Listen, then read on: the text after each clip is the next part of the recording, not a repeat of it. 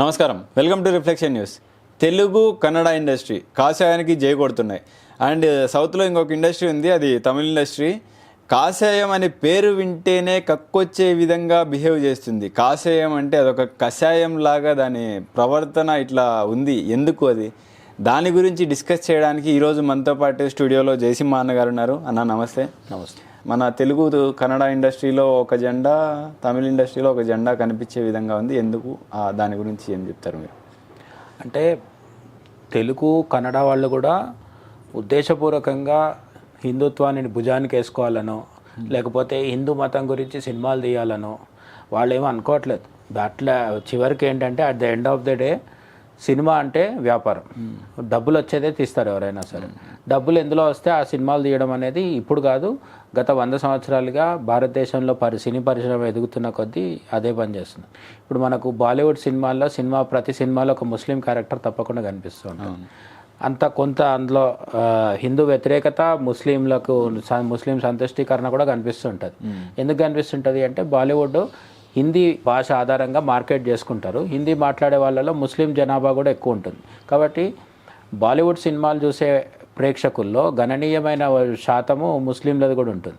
అందుకని అట్లనే అక్కడ హీరోలు కూడా సల్మాన్ ఖాన్, షారుఖ్ ఖాన్, ఆమిర్ ఖాన్ వీళ్ళంతా సూపర్ స్టార్స్కి ఎదిగి, అప్పట్లో దిలీప్ కుమార్. సో వీళ్ళందరూ వాళ్ళ వ్యక్తిగతంగా వాళ్ళ మతం ఇస్లాం అవడం వల్ల కూడా రచయితలు జావేద్ అఖ్తర్ ఇట్లాంటి వాళ్ళు ఉండడం, వీళ్ళందరూ ఉండడం వల్ల అక్కడ ఏంటంటే ముస్లిం భావజాలము, ఇస్లామిక్ భావజాలం అనేది అంతర్గతంగా చొప్పిస్తూ వస్తుంటారు. బాలీవుడ్లో అట్లా ఆ విధంగా ఎట్లయితే ఉందో మన సౌత్ ఇండియాలో అటువంటి మత ప్రాతిపదికగా ఇంతవరకు ఉండేది కాదు. అయితే ఇప్పుడు రాను ఏమవుతుందంటే తమిళనాడు మీదనేమో తమిళ ఇండస్ట్రీ అంటే తమిళ సినీ ఇండస్ట్రీ మనం కోలీవుడ్ అంటాం కదా, ఈ కోలీవుడ్ మీదనేమో అక్కడ మొన్నటి వరకు ఏఐఏడిఎంకే ఉండేది. ఆ తర్వాత ఇప్పుడు స్టాలిన్ రావడం జరిగింది. స్టాలిన్ పార్టీ అంటే డిఎంకేలో ప్రధానమైన ఇప్పుడు పేరుకు స్టాలిన్ సీఎంగా కనిపిస్తున్నప్పటికీ పార్టీలో ప్రధానమైన నాయకుడు ఎవరు అంటే ఉదయనిధి స్టాలిన్ ఎవరు? సనాతన ధర్మాన్ని తుడిచిపెట్టేస్తాన్న మహానుభావుడు. అంటే హిందూ వ్యతిరేకత, హిందుత్వం అంటే భరించలేనితనము, బీజేపీ వచ్చేస్తుందేమో తమ రాష్ట్రంలోకి అనే భయము, ఇవన్నీ కనిపిస్తున్నాయి. అన్నామలై పేరు చెప్తేనే ఉలికిపడే పరిస్థితిలో ఉన్నారు. అయితే మొన్న ఎన్నికల్లో ఊహించిన సీట్లు ఏం రాలేదు. అంటే ప్రజలు బీజేపీకి ఓట్లేసే పరిస్థితి ఇంకా అంత ఫాస్ట్గా ఏం రాలేదు, సీట్లు రావట్లేదు. అయినా సరే బీజేపీ మాత్రం రోజుకి పెరుగుతోంది, చాలా స్లోగా అయినా సరే పెరుగుతుంది. హిందుత్వ భావజాలం అనేది ప్రజల్లో అక్కడక్కడ కనిపిస్తూ వస్తుంది. దీనికి వ్యతిరేకంగా డిఎంకే ప్రభుత్వము రకరకాల పనులు చేయడము, అట్లనే అక్కడ ఉన్న గవర్నర్ రవి అని మన తమిళనాడు గవర్నర్ ఉన్నారు, ఆ గవర్నర్కి ఈ స్టాలిన్ ప్రభుత్వానికి డిఎంకేకి అసలు పడదు. అంతేకాకుండా ఇంతకుముందు 2G స్కామ్లో వినిపించిన రాజా అని ఒక నాయకుడు ఉన్నాడు కదా, డిఎంకే నాయకుడు, ఆయన కూడా ఎప్పుడు చూడు యాంటీ హిందూ మాటలు మాట్లాడటము, యాంటీ నార్త్ ఇండియన్ మాటలు మాట్లాడటము, యాంటీ హిందీ వ్యతిరేకత, ఇవన్నీ రాజకీయాల్లో మనకు కనిపిస్తుంటాయి.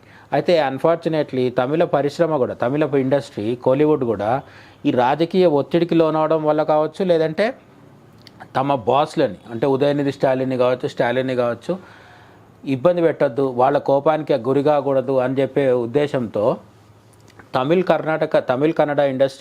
తెలుగు కన్నడ ఇండస్ట్రీస్ దూసుకుపోయి పాన్ ఇండియా మార్కెట్ని క్యాప్చర్ చేస్తుంటే, ఒకప్పుడు రజనీకాంత్, కమల్ హాసన్ సినిమాలు కావచ్చు, లేదంటే కొంతవరకు అజిత్ మూవీస్ కావచ్చు, వీళ్ళందరివి హిందీలో కూడా బాగానే ఆడేవి. అంటే హిందీ డబ్డ్ వర్షన్స్ ఉంటాయి కదా, కొంత బాగా ఆడేవి. అయితే అప్పుడు పాన్ ఇండియా కల్చర్ తక్కువ. అంటే ఫస్ట్ తమిళనాడులో రిలీజ్ అయ్యేది, కొన్ని రోజులకు తెలుగుకి వచ్చేది, ఆ తర్వాత కొన్ని రోజులకి అంటే ఓటీటీ ఉండేది కాదు కాబట్టి స్లోగా మార్కెటింగ్ చేసుకుంటూ వచ్చేవాళ్ళు. సినిమా ఫస్ట్ తమ భాషలో హిట్ అయితే వేరే భాషల్లోకి వెళ్ళేది. తెలుగు సినిమాలు కూడా అంతే, తెలుగులో బాగా ఆడిన సినిమాలు తమిళ్కి కూడా వెళ్ళేవి, హిందీకి కూడా వెళ్ళేవి. ఇప్పుడు ఏంటి, Day 1 నుంచే అన్ని భాషల్లో రిలీజ్ చేస్తున్నారు.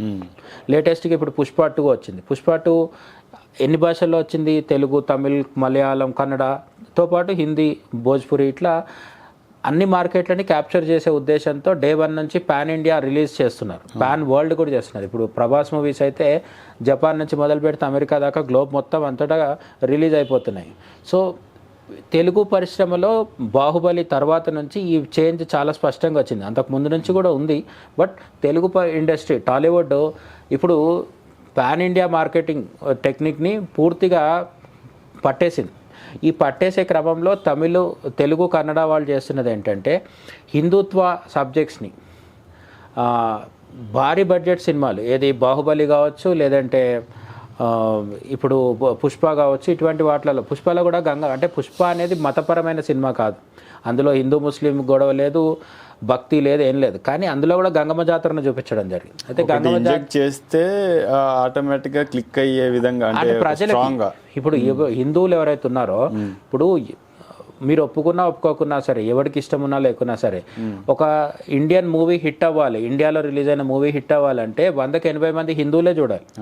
హిందువులు చూడాలన్నప్పుడు మరి హిందువులకు సంబంధించిన పండగలో, పబ్బాలో, లేకపోతే ఫెస్టివల్స్, జాతరలో ఏదో ఒకటి చూపించాలి కదా. అందుకని ఒక్కొక్కరు ఒక్కొక్కటి ఎంచుకుంటున్నారు. కార్తికేయ 2 అనేది ఒక కొంత తక్కువ బడ్జెట్ మూవీ, బాహుబలి RRRతో పోలిస్తే కొంత తక్కువ బడ్జెట్ మూవీ. హనుమాన్ అనేది కూడా కొంచెం లో బడ్జెట్ మూవీ. అవి హిట్ అయినాయి, అవి కూడా పాన్ ఇండియా లెవెల్లో, నార్త్ ఇండియాలో ఇంకెక్కువ డబ్బులు వచ్చినాయి వాటికి కూడా. ఇప్పుడు హై బడ్జెట్తో వచ్చిన బాహుబలి, RRR కావచ్చు, పుష్ప కావచ్చు, ఇవి కూడా వచ్చినాయి. ఇవన్నిట్లలో కామన్ పాయింట్ ఏంటంటే మాస్ అయినా, క్లాస్ అయినా, ఏమంటారు, ఫిక్షన్ అయినా, అంటే ఊహించి తీసేది. ఇప్పుడు హనుమాన్ మూవీ ఉంది కదా, హనుమాన్ మూవీ కొంత డిఫరెంట్ జానర్ అది. ఇటువంటి మూవీస్ అయినా సరే అన్నిట్లలో హిందుత్వ ఎలిమెంట్స్ కనిపిస్తున్నాయి, హిందూ మతాన్ని హైలైట్ చేసి. ఇప్పుడు అఖండ ఉంది, అఖండాలో అఘోరి రూపంలో హీరో రావడం జరుగుతుంది. ఇప్పుడు అఖండ 2 కూడా పాన్ ఇండియా మార్కెట్ వచ్చే అవకాశమే ఉంది, ఎందుకంటే అన్ని భాషల్లో రిలీజ్ చేయాలని డిసైడ్ అయ్యారు. ప్రజలు particularly north Indian Hindi speaking people, Uttar Pradesh, అందుకే కదా పుష్ప 2 ప్రీ రిలీజ్ ఈవెంట్ పాట్నాలో చేయడం జరిగింది. మామూలుగా ఇంతకాలం మనకేంటి హైదరాబాద్, చెన్నై, బెంగళూరు, ఆ తర్వాత ముంబై, ఇంకా కాదంటే ఢిల్లీ. మరి పాట్నా ఏంటి, పాట్నా ఏం పెద్ద ఢిల్లీ, ముంబై లాంటి నగరం కాదు కదా. ఎందుకు అంటే పుష్ప తీసిన సబ్జెక్ట్కి ఆ సబ్జెక్ట్ ఇక్కడ మార్కెట్ ఉంది, ప్రజలు చూస్తున్నారు, అటువంటి సినిమాలు వాళ్ళు ఎక్కువ చూస్తారు కాబట్టి దీన్ని కూడా వీళ్ళు అక్కడ వెళ్ళి క్యాష్ చేసుకోవడం జరిగింది. అయితే పుష్పలో ఏంటి గంగమ్మ జాతర చూపించడము, ఇటువంటివి వీలైన దగ్గర మన వాళ్ళు ఏదో చూపిస్తున్నారు, ఇష్టం ఉండి చూపిస్తున్నారా లేకుండా చూపిస్తున్నారా, వాళ్ళ ఉద్దేశం ఏంటి, అదంతా పక్కన పెడితే తెర మీద అయితే అంతో ఎంతో హిందుత్వంగా అనిపిస్తుంది. అదే సేమ్ సిట్యుయేషన్ తమిళనాడులో ఏముండి, చెన్నైలో ఉన్న టీ నగర్ పరిసరాల్లో ఉన్న కోలీవుడ్ ఇండస్ట్రీలో జరుగుతుంది ఏంటంటే, మిగతా అక్కడ కర్ణాటక తీసుకుంటే KGF వచ్చింది, KGF కూడా నార్త్ ఇండియాని కూడా కలుపుకున్నారు, ముంబైలో కూడా స్టోరీ ఉంటుంది. మళ్ళీ ఇప్పుడు కాంతారా వచ్చింది, కాంతారా అనేది నిజానికి నార్త్ ఇండియాతో సంబంధం ఉన్నది కాదు, కానీ అక్కడ వర్కౌట్ అయింది ఏంటి అంటే అక్కడ ఒక కల్చర్ని చూపించడం జరిగింది, హిందూ దేవుడి మీద నమ్మకాన్ని చూపించింది, దేవుడు పూనడము, ఆ వరాహ రూపం అనే పాట, ఇవన్నీ నార్త్ ఇండియన్స్ని కూడా కనెక్ట్ చేసుకోగలిగినాయి. ఇటువంటి సినిమాలు తమిళ్లో లోపిస్తున్నాయి ప్రస్తుతం. తమిళ్ వాళ్ళని చూస్తే ఇప్పుడు మన సూర్య ఒక మూవీ ఏదో తీశాడు కదా, కనుగవ, ఆ సినిమాలో అంత ఫిక్షన్ ఉంటుంది. సరే ఫిక్షన్ తీసుకోవడం అది వాళ్ళ ఇష్టం, కానీ తీసింది ఏదో గిరిజనుల గురించి అన్నట్టుగా చూపిస్తాడు, కానీ ఎక్కడో కాళీమాత బొమ్మ ఉండదు, విగ్రహం ఉండదు, ఫోటో ఉండదు, దేవుడు ఉండడు. అంటే జాగ్రత్తగా, అత్యంత జాగ్రత్తగా వాళ్ళు భారతదేశంలో ఉన్న గిరిజనులే, కానీ లావా పైన బేస్ చేసుకొని తీసినట్టు కాదు కదా. సినిమా ఇండియాలో జరుగుతుంది కదా, సినిమా ఇండియాలో జరుగుతుంది కదా, ఇండియాలో ఉన్న గిరిజనులు ఏదో ఒక దేవుడిని అయితే పూజించాలి కదా. మరి అక్కడ ఎక్కడ కనిపించదు మనకు. సినిమాలో చాలా జాగ్రత్తగా హిందుత్వ ఎక్కడ కనపడకుండా జాగ్రత్త పడుతున్నారు వాళ్ళు. అంతకుముందు తంగలాన్ అని వచ్చింది, అది కూడా చాలా పెద్ద కాంట్రవర్సీ అయింది. అంటే కొందరికి బాగా నచ్చింది, కొందరికి అస్సలు నచ్చలేదు. నచ్చిన వాళ్ళు బాగుందని పొగట్టడం జరిగింది, లేని వాళ్ళు కాదని చెప్పారు.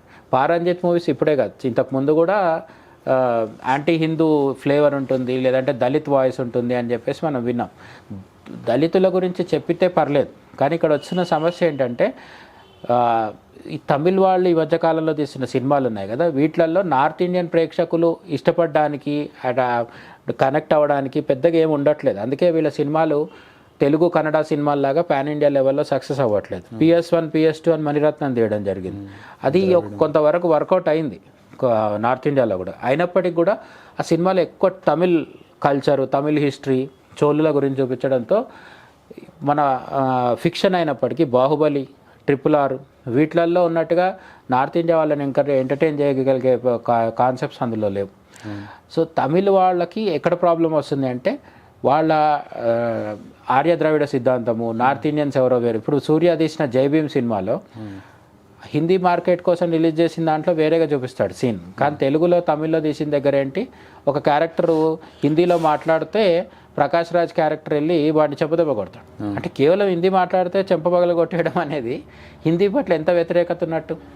ఇటువంటి సీన్లన్నీ పెట్టినప్పుడు ఇంకా ఆటోమేటిక్గా వాళ్ళకి నార్త్ ఇండియాలో మార్కెట్ ముందున్నంత ఉండట్లేదు. ఈ హిందీ వ్యతిరేకత అనేది అక్కడ గట్టిగా అనిపిస్తుంది. ఇప్పుడు తలపతి విజయ్ కొత్తగా పార్టీ పెట్టాడు, ఆయన కూడా హిందీ వ్యతిరేకంగా మాట్లాడారు. ఇక్కడ ఒక చాలా ఇంట్రెస్టింగ్ ట్రెండ్ ఏం నడుస్తుందంటే సినిమాల్లో ఉన్న పరిస్థితే పాలిటిక్స్లో కూడా ఉంది. అక్కడ సినిమాలు మానుకొని ఇంకా ఆల్మోస్ట్ కంప్లీట్ చేసుకొని తలపతి విజయ్ వస్తున్నాడు కదా, పార్టీ పెట్టేశాడు ఆల్రెడీ, లక్షల మందిని పెట్టి సభ పెట్టుకున్నాడు. రేపు 2026లో నేను పోటీ చేస్తానని కూడా చెప్పడం జరిగింది. సంతోషం, ఎవరైనా రావచ్చు, పోటీ చేయొచ్చు. కానీ ఆయన సిద్ధాంతం గమనిస్తే నేను గవర్నర్ పదవి రద్దు చేస్తానంటున్నాడు. అట్లనే నీట్కి వ్యతిరేకం అంటున్నాడు. అంటే దేశవ్యాప్తంగా మొత్తం అమల్లో ఉన్న ఏవైతే ఉన్నాయో అవన్నిటికీ తమిళ ప్రజల దగ్గర వ్యతిరేకత సృష్టించి దాని మీద పబ్బం గడుపుకోవాలనే ఆలోచన. అదే పని ఆల్రెడీ స్టాలిను, ఉదయనిధి స్టాలిను, ఏఐఏడిఎంకే నాయకులు వీళ్ళందరూ చేసేది కూడా అదే పని. హిందీ వ్యతిరేకత ఉంటుంది, మేము ద్రవిడులం అంటారు, వేరే అంటారు, పెరియార్ వాదనలు వినిపిస్తుంటారు. మళ్ళీ కరుణానిధి కెరీర్ అంతా అట్లనే నడిచింది. వీళ్ళు రాహుల్ గాంధీతో పొత్తు పెట్టుకుంటారు. రాహుల్ గాంధీ నార్త్ ఇండియనే కదా, లేదు కాదంటే ఇంకా యూరోపియన్ కూడా. మరి ఆయనతోనే పొత్తుకేమో ప్రాబ్లం లేదు. కానీ వాళ్ళ తమిళ ప్రజలు నార్త్ ఇండియాలో ఉన్న సామాన్య ప్రజలు కలిస్తే మాత్రం సహించలేరు వీళ్ళు. ఈ రాజకీయాల్లో చేసే గొడవని సినిమాల్లో కూడా చేస్తున్నారు వీళ్ళు. ఇప్పుడు విజయ్ వచ్చి కొత్తగా చేస్తుంది ఏంటి, ఏం లేదు. ఆయన చెప్పింది ఏంటంటే నాకు ప్రధాన ప్రత్యర్థి డిఎంకే, కానీ సైద్ధాంతికంగా మాత్రం నాకు బీజేపీ వ్యతిరేకిని నేను అంటున్నాడు. అంటే బీజేపీకి పడదంట, డిఎంకే పడదంట. మొత్తానికి ఏం చేస్తాడు, ఇద్దరితో వ్యతిరేకంగా మాట్లాడుతూ పోటీలోకి దిగుతున్నాడు. రేపు ఎన్నికల తర్వాత డిఎంకేకి విజయ్కి కొన్ని సీట్లు వస్తే ఏం చేస్తారు, కలిసిపోతారు. ఇప్పుడు ఆల్రెడీ కాంగ్రెస్ డిఎంకే కలిసిపోయింది కదా. సో ఈ ఓట్లు చీలుద్దామనే ఆలోచనతో ఇప్పుడు బీజేపీ స్ట్రాంగ్గా రాబోతుందని అనుకోవచ్చు అన్న. ఇప్పుడు ఆ బీజేపీ స్ట్రాంగ్గా వస్తే వీళ్ళకి ఫ్యూచర్ ఉండదు కదా. ఇట్లా ఈ విజయ్ని దింపి ఓట్లు చీల్చి సగం సీట్లు అటు సగం సీట్లు ఇటు తర్వాత ఇద్దరు కలిసిపోయి గవర్నమెంట్ ఉండొచ్చు, అటువంటి వ్యూహం ఉండొచ్చు. కానీ నాకు మాత్రం ఆ మ్యాక్స్ పెద్దగా వర్కౌట్ అవుతుంది అనిపిస్తలేదు. ఎందుకంటే విజయ్ వచ్చి చెప్తున్న ఏవైతే ఉన్నాయో సేమ్ స్టాలిన్ మాట్లాడేవే మాట్లాడుతున్నాడు. నేను నార్త్ ఇండియాకి వ్యతిరేకం అంటాడు, హిందీకి వ్యతిరేకం అంటాడు, నీట్కి వ్యతిరేకం అంటాడు, లేకపోతే మాది ద్రవిడ సిద్ధాంతం అంటాడు. రెండు ఒక గుటికి చెందిన.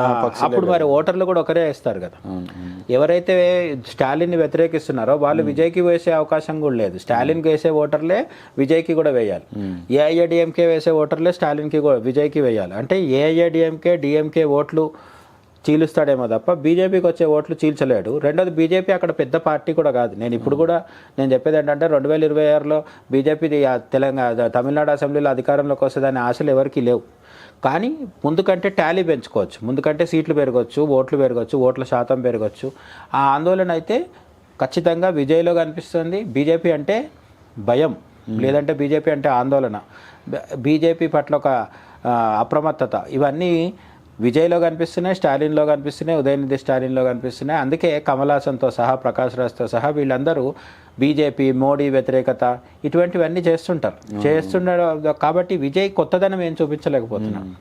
అదే మనకు తమిళ ఇండస్ట్రీతో పోల్చినప్పుడు తెలుగు ఇండస్ట్రీ ఎట్లయితే వాళ్ళు అక్కడ దళిత్ ఓరియంటెడ్ సినిమాలు, కులము, లేకపోతే ఇటువంటి సినిమాలు తీస్తూ టైంపాస్ చేస్తున్నారు. అదే మన దగ్గర వచ్చేసరికి హిందుత్వ ఇవన్నీ సినిమాలు తీసి పాన్ ఇండియా లెవెల్లో సక్సెస్ అవుతున్నారు కదా. అఖండ లాంటి సినిమాలు తీసి. అదే పరిస్థితి పవన్ కళ్యాణ్కి విజయ్కి మధ్య కూడా మనం చూడొచ్చు. విజయ్ ఏమో అదే పాత చింతకాయ పచ్చడి మాటలు, అదే ద్రవిడ సిద్ధాంతము, అదే చెప్పి అక్కడ ఉన్న ఓట్లు సంపాదించుకునే ప్రయత్నంలో ఉన్నాడు. కానీ పవన్ కళ్యాణ్ దగ్గరకు వచ్చేసరికి ఏపీలో కానీ తెలంగాణలో కానీ ఒక హార్డ్ కోర్ హిందుత్వ లీడర్ ఇంతకాలం మనకు లేకుండే, ఆ లోటు ఉండేది. ఎవరైనా బీజేపీ నుంచి మాట్లాడినా సరే, ఇప్పుడు బీజేపీలో రాజాసింగ్ ఉన్నాడు. ఈ బీజేపీలో రాజాసింగ్ లాంటి కట్టర్ హిందువులు ఉంటారు.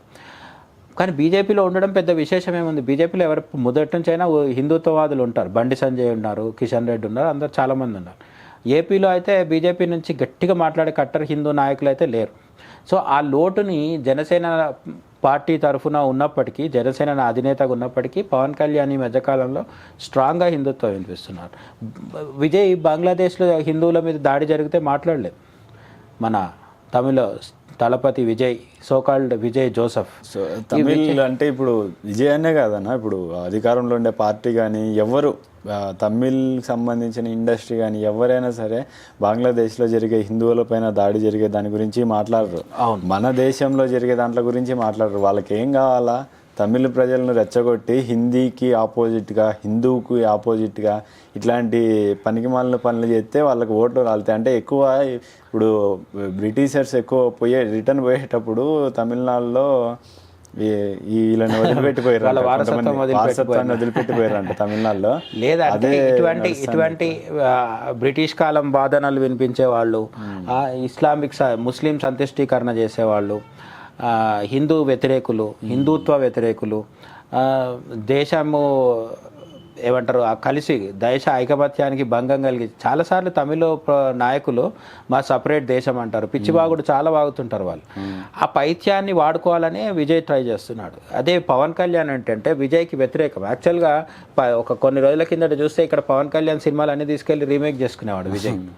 అన్నీ చాలా సినిమాలు చేశాడు కదా, అన్ని చేసిందని రీమేకే. మహేష్ బాబు సినిమాలు, పవన్ కళ్యాణ్ సినిమాలు, వెంకటేష్ బాబు సినిమాలు అన్ని రీమేక్. ఈ నడవని చేస్తున్నాడు కొత్తగా, కానీ పాత అన్ని రీమేకే. రీమేక్ చేయడం తప్పులేదు. మన వాళ్ళు కూడా అక్కడ నుంచి తెచ్చి రీమేక్, పవన్ కళ్యాణ్ చాలా సినిమాలు అక్కడ నుంచి తెచ్చి ఇక్కడ రీమేక్ చేశారు. సమస్య రీమేక్ కాదు. పవన్ కళ్యాణ్ సినిమాలు రీమేక్ చేసిన విజయ్ పవన్ కళ్యాణ్ పొలిటికల్ ఫార్ములాని మాత్రం రీమేక్ చేయలేకపోతున్నాడు. అక్కడ తన సెక్యులర్ రాజకీయాలు ఏమంటారు, మైనార్టీ సంతుష్టీకరణ, ద్రవిడవాదం మైనస్ కూడా ఉంది కదండి. ఇప్పుడు పవన్ కళ్యాణ్ అయితే హిందుత్వ గురించి మాట్లాడతాడు, తప్పదని ఇన్ ద సెన్స్ ఇష్టంగానే మాట్లాడతాడు హిందువు గురించి. ఆయన అట్లా కాదు కదా, ఆయన హిందువు కాదు కదా. ఆయన హిందువు కాకపోయినా సరే నేనేమంటానంటే రీజనబుల్గా హిందువులకు ఇచ్చే గౌరవము. ఇప్పుడు రేపు ఆయన సీఎం అవ్వాలి తమిళనాడుకి అంటే తమిళనాడులో ఉన్న మెజారిటీ హిందువులు ఓటేస్తే అవుతాడా? కేవలం వాళ్ళ క్రిస్టియన్స్, ముస్లిమ్స్ వేసుకుంటే, లేదంటే నాస్తికులు వేస్తే అవుతాడా? కాదు. విజయ్ అభిమానుల్లో చాలామంది హిందువులు ఉంటారు కదా. రోజు పొద్దున్న సుబ్రహ్మణ్య స్వామిని, మురుగన్ని పూజించేవాళ్ళు, శివుడిని, విష్ణువుని పూజించేవాళ్ళు, అయ్యప్ప భక్తులు అందరూ ఉంటారు విజయ్ అభిమానులు. హీరోలకు అభిమానులు మతపరంగా ఉండకుండా ఉండరు కదా.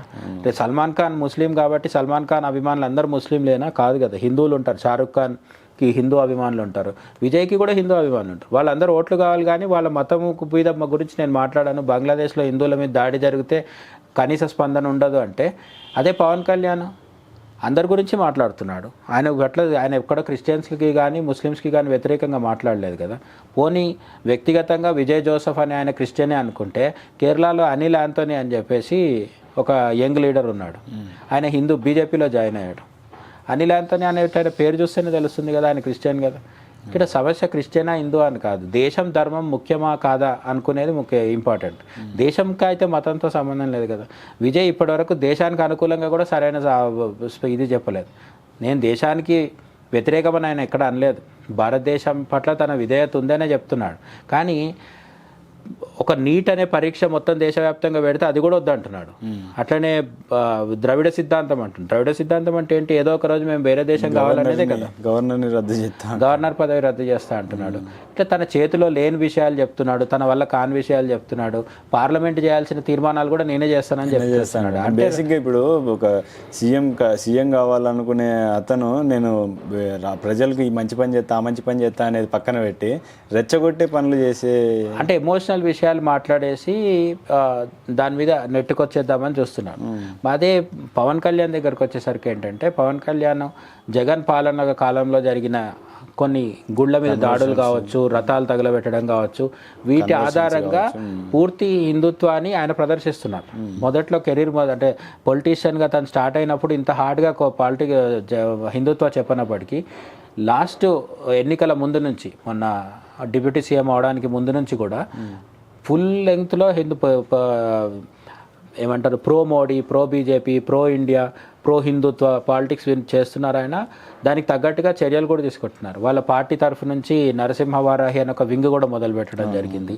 ఇవన్నీ చేయడం వల్ల హిందుత్వానికి హిందూ మతానికి వచ్చే లాభం పక్కన పెడితే పవన్ కళ్యాణ్ అయితే ఒక గుర్తింపు సాధించుకుంటున్నాడు.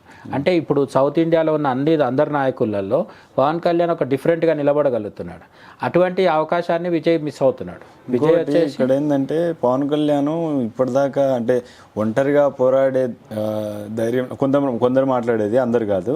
అంటే ఇప్పుడు పొత్తులలో సీట్లు సంపాదించడం, లేకుంటే ఇప్పుడు చంద్రబాబు నాయుడుతో పొత్తు పెట్టుకొని సీట్లు సంపాదించిండు. నెక్స్ట్ బీజేపీతో అంటే చంద్రబాబు నాయుడుని పక్కన పెట్టి బీజేపీతో పొత్తు పెట్టుకొని దేశ రాజకీయాల్లో అడుగు పెడదామనే ఆలోచనతో ఉన్నాడు. ఇట్లాంటి మాటలు వస్తుంటాయి. అండ్ ఇంకోటి ఏంటంటే ఓన్గా ఒక్కడు పోటీ చేయలేడు, ఏం చేయలేడు అనే మాటలు కూడా ఉంటాయి. ఇంకోటి ఏంటంటే హిందుత్వ అనే దాని గురించి, హిందుత్వ అనేది మాట్లాడేది ఏంటంటే ఆయన మాట్లాడేది ఓట్ల కోసమే అన్నట్టు కొంతమంది అంటున్నారు. నేను ఏమంటున్నానంటే పవన్ కళ్యాణ్ మనసులో నిజాయితీ ఉందా లేదా అది మనకు తెలియదు. ఒకవేళ ఓట్ల కోసం అయినా సరే పవన్ కళ్యాణ్ ఎందుకు మాట్లాడుతున్నాడు, విజయ్ ఎందుకు మాట్లాడలేదు? అట్లీస్ట్ విజయ్కి హిందువుల ఓట్లు కావాలన్నా మాట్లాడాలి కదా. అంటే తమిళనాడులో హిందుత్వ గురించి మాట్లాడితే ఓట్లు పడవు అని ఆయనకు క్లారిటీ ఉందేమో మరి.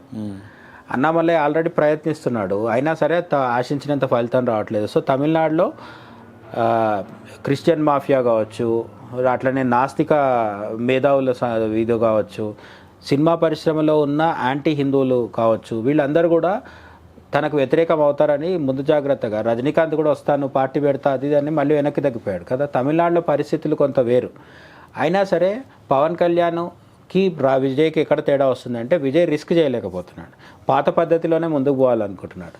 పవన్ కళ్యాణ్ రిస్క్ చేయడం వల్ల ఏమైంది, ఏకంగా డిప్యూటీ సీఎం అవార్డు. ఇప్పుడు మనం అనుకున్నట్టుగా ఫ్యూచర్లో బీజేపీతో కలిసి ఏపీలో కావచ్చు, జాతీయ స్థాయిలో కావచ్చు పవన్ కళ్యాణ్ మరింత చురుకైన పాత్రలో ఉండే అవకాశం కూడా ఉంది. ఎందుకంటే దేశ రాజకీయాల్లో పవన్ కళ్యాణ్ అడుగుపెట్టే అవకాశం ఉందంటారా ఇప్పుడు ఎంపీగాను ఇట్లా? అంటే అది ఏపీలో ఉన్న పరిస్థితిని బట్టి తెలుస్తుంది. ఏపీలో ప్రభుత్వం ఉన్నంత వరకు ఆయనకు రాజకీయ ఢిల్లీకి వెళ్ళాల్సిన పని లేదు. ఇక్కడ డిప్యూటీ సీఎంగా మంచి పొజిషన్లో ఉన్నప్పుడు అక్కడికి ఢిల్లీకి ఎందుకు వెళ్తాడు మళ్ళీ? పైగా మనకు రాష్ట్రం కంటే దేశం ముఖ్యం కదన్న, దేశంలోనే కదా ముఖ్యమే. కానీ జనసేన అనేది ఒక ప్రాంతీయ పార్టీ కదా. జనసేన అని కాదు, ఇప్పుడు బీజేపీతో ప్రాంతీయ పార్టీని సెంట్రల్ పార్టీగా మార్చడం పెద్ద అవ్వదు. మనం ఇప్పుడు టీఆర్ఎస్ నుంచి పీఆర్ఎస్ అయిన తర్వాత ఏమైంది, పవన్ కళ్యాణ్ కున్న ఫాలోయింగ్ ఏపీలో ఉంది. లేదు ఇప్పుడు బీజేపీలో విలీనం చేసైనా ఈయన దేశ రాజకీయాల్లో అడుగు పెడితే ఒక ఏపీ నుంచి ఒక స్ట్రాంగ్ లీడర్. నాకు తెలిసి పవన్ కళ్యాణ్ విలీనం అయితే చెయ్యరు. ఎందుకంటే ఈ ప్రజారాజ్యం పార్టీ తర్వాత కూడా ఆయన కొన్ని రోజులు లో ప్రొఫైల్ మెయింటైన్ చేసి మళ్ళీ జనసేనతో ముందుకొచ్చి జనసేన పార్టీ పెట్టిన తర్వాత సిపిఎంతో కలిసి పనిచేశారు, బీజేపీతో పనిచేశారు, తెలుగుదేశంతో పనిచేశారు. ఆయన కాంగ్రెస్తో తప్ప మిగతా ప్రధాన పార్టీలతో పనిచేయడం జరిగింది. వైసీపీతో కూడా చేయరు కూడా, అది లాజికల్ కూడా, వాళ్ళు ప్రత్యర్థులు కాబట్టి. సో పవన్ కళ్యాణ్కి తన సొంత పార్టీ ఉండడం అనేది ఆయన ఎప్పుడు కూడా విలీనం ఆలోచన బహుశా పవన్ కళ్యాణ్కి ఎప్పుడు రాకపోవచ్చేమో. ఫ్యూచర్లో అంటే రాజకీయాలు ఏదైనా జరగవచ్చు కాబట్టి నేను విలీనంని కొట్టిపారేయట్లేదు. ఆయన పూర్తి స్థాయిలో బీజేపీలో చేరితే నాకంటే సంతోషించేవాడు ఎవడు ఉండాడు. కానీ నేనేమంటున్నానంటే ఆయన జనసేన అధినేతగానే కొనసాగుతారు. కానీ ఆయనకు బీజేపీలో వచ్చిన నష్టం అంటే ఇప్పుడు వచ్చిన కొదవ ఏం లేదు. మొన్న మహారాష్ట్ర ఎన్నికల్లో ప్రచారం చేసి వచ్చారు, రేపు ఎప్పుడన్నా కర్ణాటక అవసరమైతే చేస్తారు. ఫ్యూచర్ 2026లో అటు విజయ్ ఇటు పవన్ కళ్యాణ్ ఇద్దరు చెన్నై తమిళనాడులో బహిరంగ సభలు పెట్టి ఫుల్గా ఒకరినొకరు విమర్శించుకునే అవకాశం ఉంది. మనం అది కూడా చూడబోతున్నాం. సో తమిళనాడు ప్రజలు పవన్ కళ్యాణ్ వైపు నిలబడతారా, విజయ్ వైపు నిలబడతారా కూడా తెలిసిపోతుంది మనకి. సో 2026లో పవన్ కళ్యాణ్ వర్సెస్ విజయ్ అనేది జరగబోతుంది తమిళనాడులో. ఆ తర్వాత వచ్చే పార్లమెంట్ ఎన్నికల్లో కూడా పవన్ కళ్యాణ్ చాలా కీలక పాత్ర వహించబోతున్నాడు. ఎందుకంటే ఢిల్లీలో ఇప్పుడు ఈసారి 240 సీట్సే వచ్చినాయి మనకి, 400 అనుకుంటే రాలేదు అని అనుకుంటున్నాం, కరెక్టే. కానీ కనుచూపు మేరలో మోడీ తర్వాత యోగి పిఎం అవుతారని అంటున్నారు కదా. వీళ్ళని దృష్టిలో పెట్టుకున్నప్పుడు రాబోయే 15-20 సంవత్సరాల వరకు బీజేపీ కాకుండా కేంద్ర రాజకీయాల్లో ఇంకేదైనా పార్టీకి అవకాశం ఉందా? లేదు, నార్మల్గా అయితే లేదు. అద్భుతాలు జరిగి రాహుల్ గాంధీనో లేకపోతే ఇంకా అఖిలేష్ యాదవ్ మమతా బెనర్జీనో పిఎం అయితే అది మనం చెప్పలేం. కానీ నార్మల్ మ్యాక్స్ మమతా బెనర్జీ అవుతుందండి అవ్వచ్చు. ఆమె చేతిలో 40 మంది ఎంపీలు ఉంటారు బెంగాల్ అంటే. నేనేమంటున్నానంటే రాజకీయాలు ఏదైనా సాధ్యమే, కానీ నార్మల్గా లెక్క వేసుకున్నప్పుడు అయితే మోడీ తర్వాత యోగి వీళ్ళిద్దరి పాలన దాదాపు రాబోయే 20 ఏళ్ల వరకు ఖచ్చితంగా ఉండబోతుందని తెలుస్తుంది. అందుకని కూడా పవన్ కళ్యాణ్ ఏంటంటే హిందుత్వాన్ని తీసుకొని ఒక స్ట్రాంగ్ నాయకుడిగా ఎదిగి దేశవ్యాప్తంగా ఆయన ప్రభావం ఉండబోతుంది. ఏపీలో ఇంకా మెయిన్ ప్లేయర్గా ఆయన ఉండబోతున్నారు. సో ఫ్యూచర్లో చంద్రబాబు ఏజ్ దృష్ట్యా చూసినప్పుడు ఆయన ఇప్పుడు సీఎంగా ఉన్నారు. ముందు చంద్రబాబు రిటైర్మెంట్ ప్రకటిస్తే అప్పుడు పవన్ కళ్యాణ్ పరిస్థితి ఏంటి? పవన్ కళ్యాణ్ ఏపీ సీఎం అవుతారా? మనం అనుకున్నట్టు ఢిల్లీకి వెళ్ళి అక్కడ రాజకీయాలు చేస్తారా చూడొచ్చు. ఇప్పుడు ఏపీలో అంటే చంద్రబాబు నాయుడు గారు రిటైర్ అయిన తర్వాత ఏపీలో ఇంకొక కొత్త ఫేస్ వస్తుంది. ఇప్పుడు లోకేష్ ఉన్నాడు కదా ఆల్రెడీ, వస్తారు, ఆయన కూడా వస్తాడు. నేను ఏమంటానంటే టీడీపీ నాయకులు టీడీపీ కార్యకర్తలు లోకేష్నే సపోర్ట్ చేస్తారు. వాళ్ళు పవన్ కళ్యాణ్ ఎత్తిన పెట్టుకుంటారని నేను అంటలేదు. కానీ పవన్ కళ్యాణ్కి ఉన్న ఫ్యాన్ ఫాలోయింగ్ జనాల్లో ఇప్పుడు ఈ డిప్యూటీ సీఎంగా ఆయన చేస్తున్న పని ఇవన్నీ చూసి జనసేన బలం పెరిగింది అనుకుంటే అప్పుడు సీఎం అవ్వచ్చు. లేదంటే సీఎం మీద ఆసక్తి లేకపోతే కేంద్రానికి వెళ్ళొచ్చు, మోడీ యోగి క్యాబినెట్లో కూడా చేరొచ్చు, ఏదైనా చేయొచ్చు. బట్ హిందుత్వాన్ని పట్టుకోవడం వల్ల పవన్ కళ్యాణ్కి లాభం ఏంటంటే ఏపీలో ఒక పెద్ద లీడర్ అయ్యాడు, తెలంగాణలో ఆయనకు ఫాలోయింగ్ ఉంది. తెలంగాణ ఏపీ కాకుండా మిగతా రాష్ట్రాల్లో హిందీ మాట్లాడే అన్ని రాష్ట్రాల్లో కూడా ఆయన పాన్ ఇండియా పొలిటీషియన్ అయ్యాడు. నేను ఏమంటున్నా అంటే ప్రభాస్ పాన్ ఇండియా స్టార్ ఎట్లా అయ్యాడో పవర్ స్టార్ మన పవన్ కళ్యాణ్ ఏంటంటే పాన్ ఇండియా పొలిటీషియన్ అవ్వగలుగుతున్నాడు హిందుత్వాన్ని పట్టుకొని. విజయ్ అనే అతను ఏం చేస్తున్నాడు అంటే అదే ద్రవిడవాదము, అదే యాంటీ హిందీ యాంటీ ఢిల్లీ మాటలు మాట్లాడడం వల్ల అక్కడికే పరిమితం అవుతాడు. తమిళనాడు సీఎం అవుతాడో లేదో తెలియదు, కానీ తమిళనాడు దాటి విజయ్ని చూసి ఎవరు ఓట్లేసే పరిస్థితి అయితే ముందు ఉండదు. ఎందుకంటే ఆయన మాట్లాడుతున్న మాటలు అటువంటివి. ఇప్పుడు విజయ్ చేస్తున్న కామెంట్స్ చేసింది, ఇప్పుడు ఇట్లాంటి కామెంట్స్ అన్నీ చేసిన తర్వాత మొన్న పార్లమెంట్ ఎన్నికలప్పుడు కూడా బీహార్లో ఉత్తరప్రదేశ్లో ప్రచారం చేయడానికి స్టాలిన్ రావద్దని చెప్పారు. ఎందుకు? ఉదయనిధి స్టాలిన్ అప్పుడే పిచ్చి మాటలు మాట్లాడాడు, సనాతన ధర్మాన్ని అంతం చేస్తాను అన్నాడు. అప్పుడు మరి మళ్ళీ స్టాలిన్ అక్కడ వచ్చి ప్రచారం చేస్తే ఉత్తరాదిలో ఓట్లు ఎందుకు పడతాయి? అందుకని రాహుల్ గాంధీతో సహా అందరూ స్టాలిన్ని దూరం పెట్టేయడం జరిగింది. ఇప్పుడు రేపు విజయ్ పరిస్థితి కూడా అదే. ద్రవిడవాదము లేకపోతే మోడీకి వ్యతిరేకంగా బీజేపీకి వ్యతిరేకంగా హిందుత్వకు వ్యతిరేకంగా మాట్లాడితే తమిళనాడులో కొన్ని ఓట్లు పడవచ్చు, కానీ తమిళనాడు బయట మాత్రం ఆయన వాల్యూ ఏముండదు. సినిమాలకు అదే ప్రాబ్లం, తమిళ పొలిటీషియన్స్కి కూడా అదే ప్రాబ్లం అన్నమాట. తమిళ సినిమాలకి తమిళ పొలిటీషియన్స్కి వాళ్ళ రాష్ట్రం బయట మార్కెట్ ఉండకపోవడానికి కారణం ఏంటంటే హిందీ వ్యతిరేకత, హిందుత్వ వ్యతిరేకత. ఈ రెండు అనేది సేమ్ సినిమాలో పాలిటిక్స్లో సైమల్టేనియస్గా నడుస్తున్నాయి. మనం అది అర్థం చేసుకోవాల్సిందనమాట. ఇప్పుడు ప్రజెంట్ హిందూ వేవ్ అట్లుంది. మరి హిందుత్వ గురించి మాట్లాడితే పాలిటిక్స్ అయినా సినిమాలైనా అట్లే నడుస్తుంది వేవ్. సో ఇట్లాంటి మరిన్ని అప్డేట్స్ కోసం ఛానల్ అయితే సబ్స్క్రైబ్ చేయండి, లైక్ చేయండి, కామెంట్ చేయండి. ఏమన్నా డిస్కషన్ చేస్తే ఇది మంచిగా ఉంటుంది, ఈ డిస్కషన్ చేయండి అని మీరు ఏదైనా చెప్పాలనుకుంటే జస్ట్ ఆస్కింగ్ అంటూ ఒక కామెంట్ చేయండి. మేము దానికి జస్ట్ చేయింగ్ అంటూ దానికి సమాధానం చెప్తారు. అండ్ షేర్ చేయండి వీడియో, ఎందుకంటే ఎక్కువ రీచ్ ఉంటుంది. సబ్స్క్రైబ్ చేయండి. జై హింద్ అన్న. జై